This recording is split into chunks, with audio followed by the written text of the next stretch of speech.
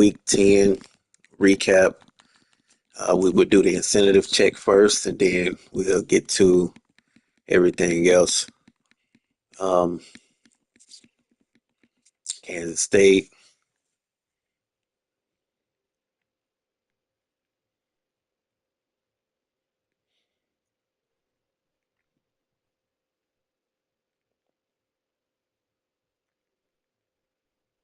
Okay, who else? Oh, Miss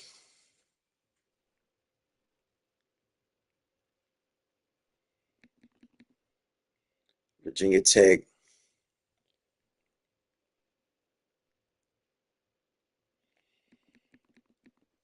Utah,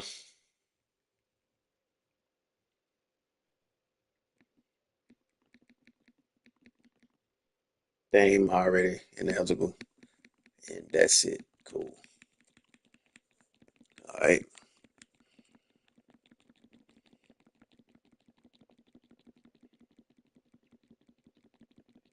All right. So our game of the week we had was um, who was the game of the week? Georgia, Florida.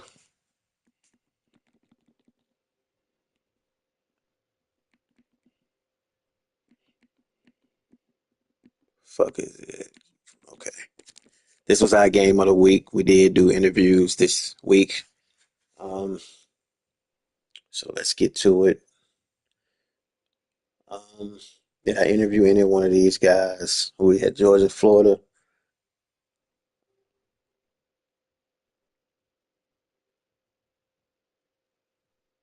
Okay, so we didn't interview neither one of these guys.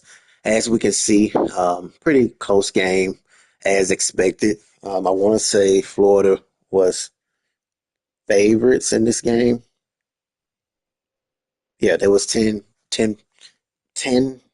by 7 as far as votes. Majority everybody had Florida to win this game. They won 40-34.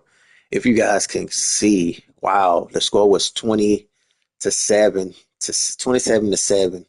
in that first half, and some kind of way Florida got going in that third quarter, scoring 20 point unanswered in the third quarter. Taking a look at the turnovers, 3-1. DJ Lagway, 5 TDs, 374, 3 sacks. Georgia, 260, 2 interceptions, 1 TD. Rushing wise, pretty good. Both guys ran the ball well. Wide receiver Aiden Mizell, 7 receptions, 198, 2 TDs. And you also got Vernell Brown the third, 3 TDs, 8 receptions. Georgia had some guys as well. So my guess is just Georgia just did not come ready to play after that after that first half. Washington beat Purdue 68-10.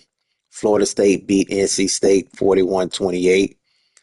Then we had Miami and Clemson. This was user and user. Didn't think I interviewed any of those guys. All right, cool. Um, Clemson and Miami. Yeah, we didn't interview neither one of those guys. Want to make sure. Cool. 38-17 Clemson. Clemson played very good football. 1-3 turnover. Uh, Clemson 288, 3 TDs. Miami 84 yards. You can't win a game like that. 3 interceptions. That don't look well. They did run the ball well. Clemson did as well. 2 TDs. Wide receivers looked very, very good. Four catches. TJ Moore with 202 yards, 3 TDs. Dang, he ate. Um, Good stuff right there, man. You definitely gotta love it. You gotta love it. Oklahoma beat Arkansas 45-7. South Carolina and Auburn, I did interview both of these guys. If I'm not mistaken, I know for sure I interviewed South Carolina. They coming off a win after a tough loss last week. So let's take a listen to hear what. Um, let's see if we get a lot of guys are already ineligible. So yeah, we didn't interview Auburn, but we did interview South Carolina. Did he not? Respond. I was about to say, yeah, that's not like him. All right, so let's take a listen to hear what he got to say.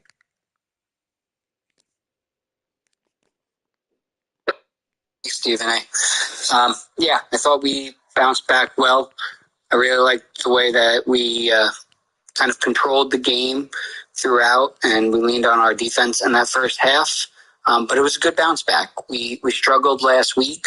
I thought we just made too many mistakes. We had some really good drives against Georgia that ended in fumbles. We had poor execution at the end of the half, giving up a long touchdown with few seconds left on the clock. So we didn't execute well. So our guys really came in today focusing on good game plan, good execution, and I thought we did that. We definitely let our foot off the gas a little at the end, but we got to continue to do that day in and day out, is play the full 60 minutes.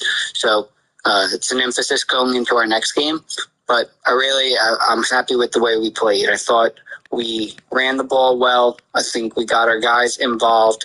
We gave Arnold some good, easy throws to connect on. And yeah, we just relied on what we do. We have good offensive line, good defensive line. We let our defense kind of dictate the game, and I thought we played well. So going down the stretch, I mean, we still have big games against Florida and Clemson, so we have to lock in. But we'll put that one game behind us with Georgia. We're happy to get the win versus Auburn and go forward. Thanks for taking the time. Yeah, that was good stuff right there. South Carolina coming up with the win against Auburn, Alabama, and Texas. Alabama lost to Texas 2042. Z the Truth. Did we interview Z?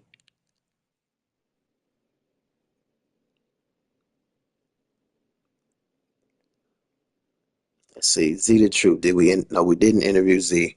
Um, big loss right here, 2042. Texas was able to win this game. Turnovers 3-5. Wow, I'm very surprised. I did say last week that it was going to be vice versa, and it would be Arch Manning throwing the most interceptions. But we see that it was the other way around. Very sloppy game by both quarterbacks. Alabama couldn't do anything running the balls. You can say the same for Texas. Wide receivers did do good. Ryan Wingo, 6 receptions, 122 TDs.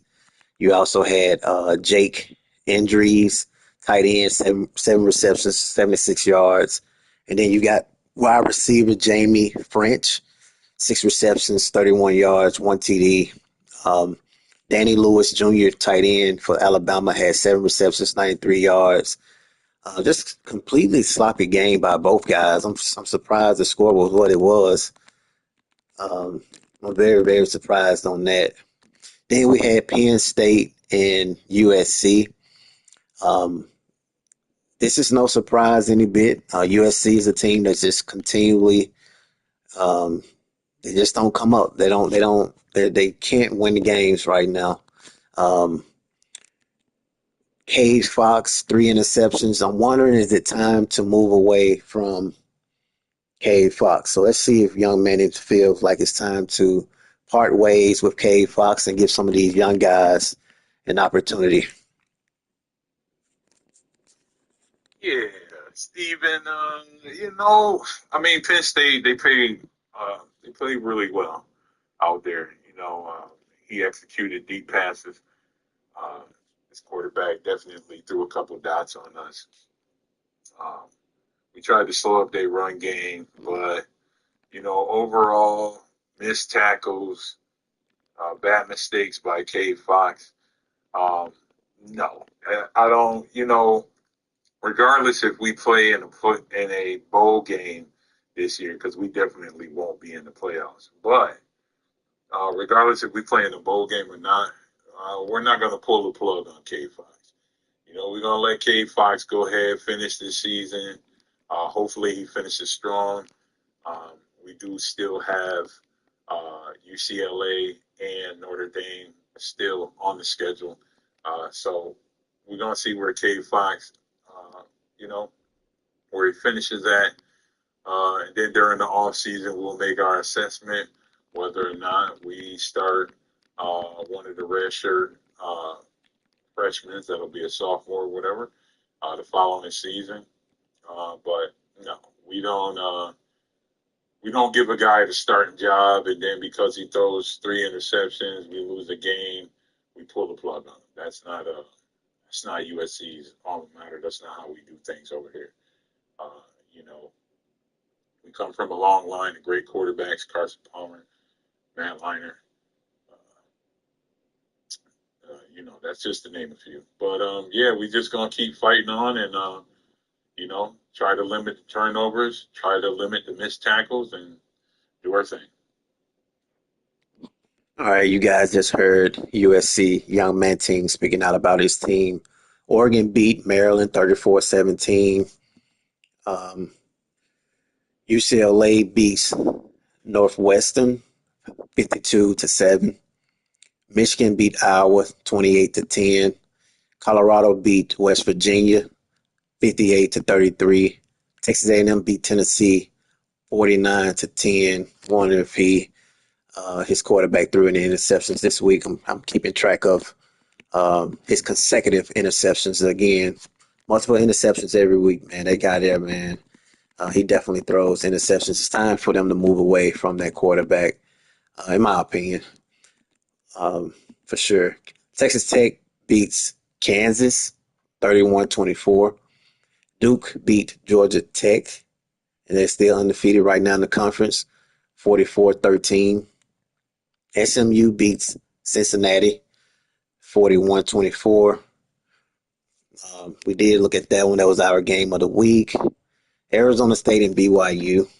Didn't interview neither one of these guys. As we see, BYU came up huge winning this game, 31-28. The score was pretty tight for the majority of this football game, 21-21 at the half. And BYU was able to finish strong in that fourth quarter. That's what you want to see if you are BYU. 425 yards by Bryce Baker. This is a career high for the young freshman. 425 yards, 2 TDs.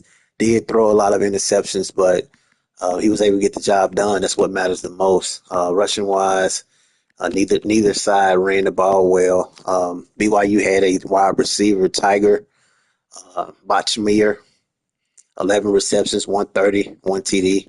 And then you also had Mason Waller III, freshman, 13 receptions, 122 yards, and a TD. BYU is a very, very young team. I feel like they're going to get a lot accomplished within a few years. They're a team to look out for. They got a very, very young team. Then we had Penn State and USC. We did that one. Okay. Taking a look at the recruiting to see if anything changed in the recruiting.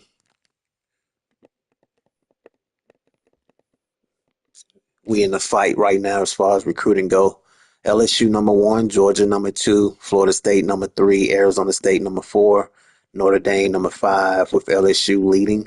And as I said last week, I just don't see how I can reward LSU with 3 5-stars and Georgia got 10. I mean, there's just no way that I would allow the college football game to do that. I just will have to give it to Georgia if that continues. He has the best class. I mean, 10 5-stars is ridiculous. Taking a look at the college football top 25, Florida State, Ohio State, Duke, Georgia, Penn State, Virginia Tech, Colorado, South Carolina, Nebraska.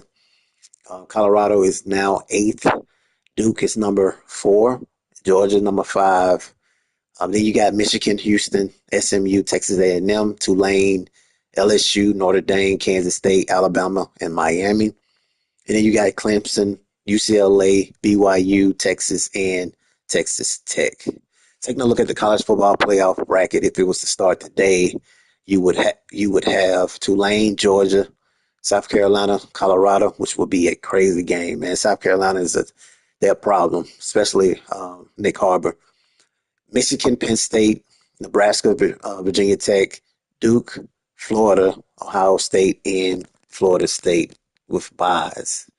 Taking a look at the conference standings, Right now in the ACC, you got Florida State, Duke, Virginia Tech, and SMU all undefeated right now, with Florida State and Virginia Tech undefeated. In the American, you got Tulane, East Carolina. Big 12 right now, you got Colorado and BYU battling it out. So it's looking like it's potentially a Big 12 future conference championship game between the two. But you still can't sleep on Oklahoma State, Houston, Texas Tech, Kansas State. Big Ten right now, you got Ohio State, Penn State battling it out, but you can't sleep on Nebraska hanging on the edge. I did interview Nebraska too, by the way. We'll get that interview in a second. And Sam Houston, you got Sam Houston, Western Kentucky, Florida International, Middle Tennessee, and Liberty. FBS Independence, you got Notre Dame by themselves. MAC, you got Miami. MWC, you got Hawaii, Boise State, UNLV. Pac-12 right now, you got Washington State, Oregon State. SEC right now is very, very alive. Some dogs over there. Right now, you got three teams battling it out. You got Florida undefeated in the conference, Georgia, South Carolina, but you have Texas, Texas A&M, Bama, and LSU hanging on a thread. Sun Belt, you got UL Monroe, Georgia State, and Southern Mississippi. Let's take a listen to hear what Nebraska had to say, as I did remember interviewing him. I run two media channels, so it's easy to sometimes get mixed up with these interviews. So yeah, let's go ahead and see what he had to say. Okay. Offensively, it was an amazing game. No, we didn't. No, we didn't. That's the GFSSL league. See, yeah, so we didn't interview. He actually is in the um, Madden franchise, so I interviewed him over there. Taking a look at players of the week. Players of the week, we got Derek Williams Jr., 6 tackles, 3 interceptions, 1 pass breakup, 1 TD. Ja'Cory Thomas, Old Dominion, 7 receptions, 175 yards, 25 average, and 4 receiving TDs. Taking a look at the Heisman watch right now, you got Jeremiah Smith moved down, Jeff Overton moves up in votes, and then Ryan Wingo, DJ Lagway, and Jared Gibson all remains the same. With Penn State, Koopy is looking to repeat. But he is ineligible, so we may not have a Heisman winner this year as far as incentives go because he's ineligible. Award watch list, bowl projections. Taking a look at the games of the week. Week 11, we got Duke and Clemson. You know what? I'm gonna go out on a limb and take Duke. Duke been winning games. We played Duke as well, and we came up short. So they have what it takes to get this job done. So I'm gonna go Duke. Washington and Nebraska. I'm also gonna give you guys the game of the week for the NNCFL. Let's see what that is. Game of the week for the NNCFL is Duke and Clemson. Clemson is favored right now, 8 votes, or 9. Well, no, I'm gonna go ahead. I was gonna follow the trend, but I'm gonna take Duke. Duke has 3 votes right now by the league, but I'm gonna take Duke. Nebraska and Washington. I'm taking Nebraska, no hesitation. BYU and Kansas State. I'm gonna take BYU. BYU is a team that I think we're gonna have to play Colorado, so it's gonna be a good game. I just feel like I'm not gonna sleep on Kansas State, but I just feel like that BYU. Although they're a young squad, I think it's their time. East Carolina and Tulane. I'm gonna go with Tulane in that one. That's pretty much wraps up this recap. Um, one quick second. Ineligibles are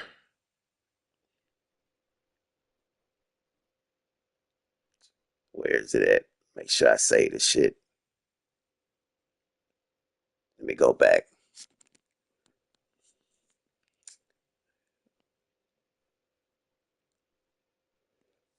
All right, ineligibles. What we at? Kansas State, Okay. Ole Miss, Virginia Tech, Utah.